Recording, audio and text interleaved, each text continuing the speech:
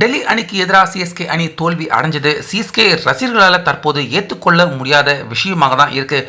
So அதனால தான் நேற்று நம்ம சிஎஸ்கே அணி தோல்வி அடைஞ்சதுல இருந்து இப்போ வரைக்கும் முக்கியமாக தோனி அவர் மேலே சிஎஸ்கே தீவிர ரசிகர்கள் அவங்க எல்லாருமே கடுமையான அவங்களுடைய கோவத்தை வெளிப்படுத்திக்கிட்டு இருக்காங்க.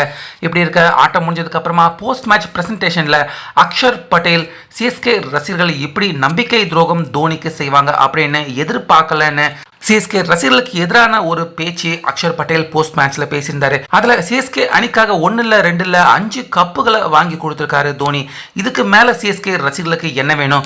டெல்லி அணி நாங்க இதுவரைக்கும் ஒரு கப்பு கூட ஜெயிச்சதே கிடையாது. இப்ப சிஎஸ்கே அணி இருக்கிற நிலைமையில பல முறை டெல்லி கேபிட்டல்ஸ் நாங்க இருந்திருக்கோம். இப்படி ஒரு முறை சிஎஸ்கே அணி இப்படி மோசமான ஆட்டம் விளையாண்டதுக்கு சிஎஸ்கே ரசிகர்கள் தோனி மேல இவ்வளவு பெரிய கோபத்தை வெளிப்படுத்துறது இது மிகப்பெரிய தவறான விஷயம் அப்படின்னு அக்ஷர் பட்டேல் பேசியிருக்காரு.